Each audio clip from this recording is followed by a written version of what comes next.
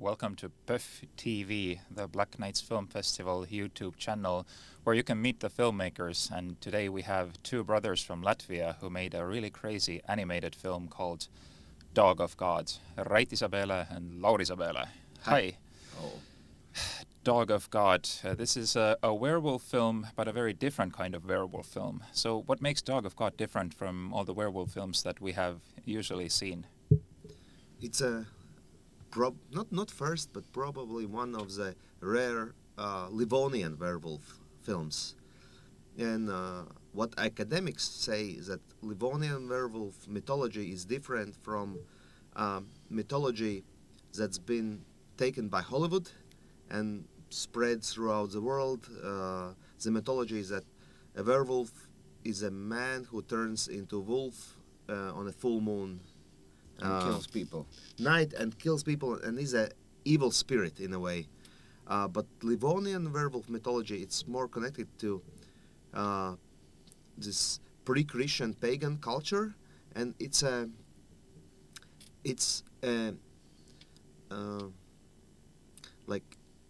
something with a shamanism, something with a paganism, with a fertility rituals. Fertility rituals, and werewolf is protector of peasants more than an evil spirit. And also, this is a werewolf movie or werewolf animation, and we call it, as it's rotoscope animation, we call it animation with real actors.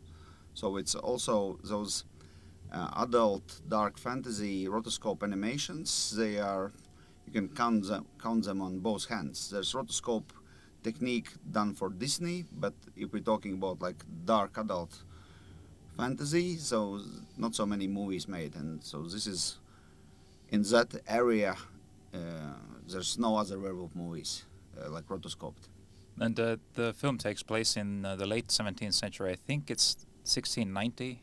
Yeah. So what happened in this year under the Swedish rule in Livonia that made this like the perfect year, the perfect period to show in your film? That's a discussion which we also, if one reads books about that this werewolf old Thies, there was a trial in the church because of some theft, and when he had to go to witness, all the people started to laugh, and the judge said, "Why are you laughing?" And everyone said, "He cannot be witness, he's a werewolf." And the whole court's attention turned to him, so that's why it's one of the most well written down werewolf trials, because it was not specifically made for werewolf.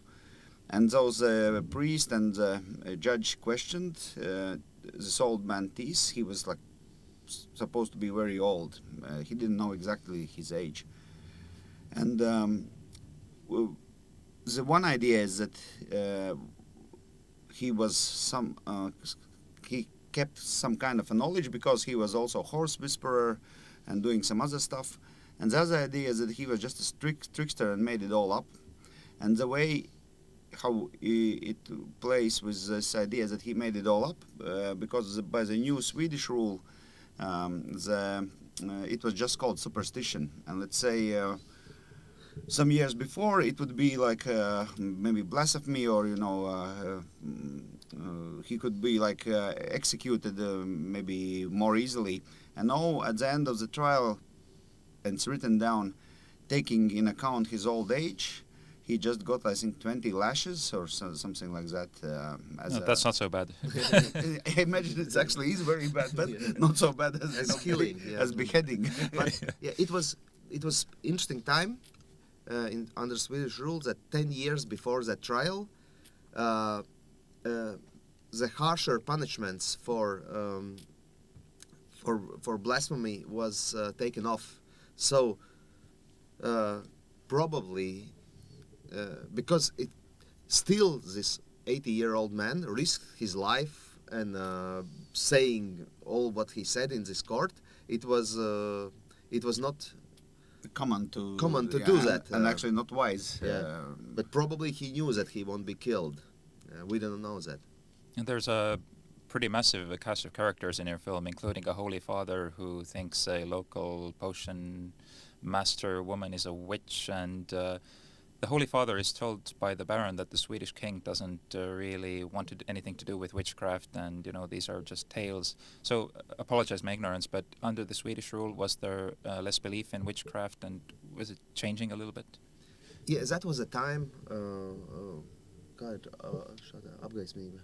Of enlightenment. The time when the ideas of enlightenment were Starting to take turn. brought into Latvian pagan culture, and under Swedish rule they wanted to shift the perspective. It's not just Latvian, also I think Estonian. It's the same. Livonia, same rules apply. And everywhere. at that the Swedish Empire was controlling big part of Baltic Sea region at that time. So they wanted to have, as every, not empire, but every controlling force wants to have their views of life implemented. So at that time, even like Romans or latest occupation by Russians, it's whatever ideas are, you want these new rules to apply, imposed and applied. And what was regarding the witches, there's actually, I believe, same must be about Estonian, those folk tales, and I presume the same problem maybe in Latvia is that we have so many, maybe our tales written down in German, or some travelers wrote it down, and it needs to be translated so people can get access to them. But there should be the same for Estonia, but regarding Latvia, there's so many materials still not translated, still not available academically. And there's some, of course, they're very dark, those witch stories, but some might sound funny. Like this one guy, he was drinking beer, and then he said that the witch made this beer, and it made him in the evening not to go home, but to go to Minna, or to other lady. To other lady. Sounds like Estonian beer. and then his wife divorced him.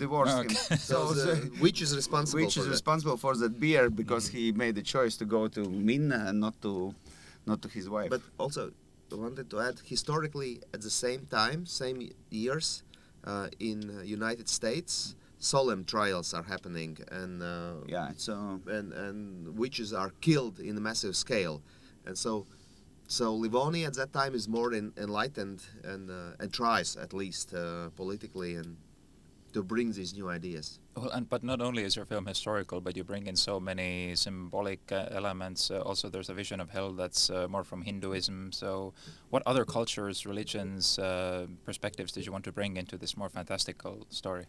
Yeah, it's we talked as it was Baltic tribes that we made, but this is a fantasy film. Yeah. We tried to do it's animation, but we did a research, and the church where it happens, we scanned it with iPhone lidars and then recreated in Blender. So there's a lot of like actual detail, and then there can be like torches. They look fantastic. There's nothing, just to remind the viewers that it's a fantasy. It's a animation, but with animation, that was this freedom that we can put so many stuff. If it would be live action, we would have to think about where to film the hell. And now we have this connection with Hindu culture, this Latvian, Lithuanian words, like super, there's like a bunch of them, like little vocabulary, same as Sanskrit. When I meet some my Indian friends, I show them, and they're like, how can it be like Diana, like, and there's like very important keywords are similar. So, and probably what I read about history is that some warrior castes from Himalaya with agriculture, they came down here, and by Hapal groups we can see that they stayed. One Hapal group ends in Baltics, and so Latvians are, academic joke is we're Lithuanian speaking Estonians, because we also have a lot of Ugric genes, but the language is Lithuanian is a bit older than, more archaic than our language even. So, but we wanted to use this connection with Hindu, so it's Hindu hell that we portrayed called Naraka, and this hell is not typical Western hell, it's this psychedelic hell with blue demons and red sky And also this idea came from T's story, what he was from this court case where he said that Germans have separate hell. yeah. Latvians, we have another hell. So the mythology was that there are different hells for each, and also we also try to do for a priest it will be more traditional hell of a red color, and that hell that is that Thies is describing, it will be some kind archaic, more archaic vision, and we went even further away from Baltic mythology to something that probably has happened from Himalayas when big migration happened. Then we also put some, it works for Latvians, but we had those, as a kids when we grew up, those kind of romantic sword fighting films about the Swedish time in Riga or in Latvia, and this German accent, the Balto-German accent, that we put also that in there, and some... Yeah, because I know some German, and it didn't sound like the German that people speak today. Yeah, it's also kind of stylized, but it's even some cultural Latvian cinema tropes, that how we portrayed in cinema the German barons. Then we also put the naughty stuff in our film. It's actually from our folk, little four-stroke songs, and they are kind of this national pride. The guy with a long beard, Christian's Barons, who collected them. There's so a big collection, 12 volumes, and number 6 we were not allowed to read in school. Yeah. Because number 6 that's a naughty four strokes. No. So a lot of this naughty stuff actually comes from our folk songs, and those it's like pre-Freudian sexuality in those four little poems. They're like super funny and super crazy, super pornographic also. So yeah, so we put a lot of little stuff, and then we also did a lot of like little Easter eggs in film, which doesn't change much for the script, but it just gives you a feeling of if you can notice them, and it's so funny when some people come to us and say, that was that reference and that was that one. I think you made the record for the most penis symbols in a film ever. Yeah. I think every 5 minutes there's like a tree being, or even the cross, the crucifix. We are waiting for somebody who counts them. We haven't done it. Yes. But let's talk about the rotoscoping technology, because I think it was more widely used like in the 70s or even before, I think even by Disney sometimes. Yeah. And Lord of the Rings, the first animated film, used it. So what made you decide to go with studio filming and then animating over actors? It's basically that was a technique, because we come from live action scene. We've been working in our studio with some animation, but not a scale as we did with Dog of God. And this was because we are not animators as like classically trained animators and who know how to draw a tractor going to work. It's a happy tractor coming home after a long day of working. It's a sad tractor. It's a different art form. So when we decided to go to Dog of God is animation, so rotoscoping was something that we knew we can do. We know how to work with actors. We know how to set the scenes, and what we needed to create another visual world, but not doing animation as this animation when one thing morphs into another, like especially Estonians have the most crazy animations in the world. I think where you go from one place to another in a seconds. So rotoscope was this was the thing that's something that we know, and we think that we can do it. When we started, then we understood that where have we put ourselves in, just to understand the amount of work that will. Because every frame, I think, has to be animated separately. Yes. Yeah. But also one reason was it was supposed to be live action film at the beginning, and then Raitis was working at the early stage with Flow team, and I was immersed in the animation world for 1 year.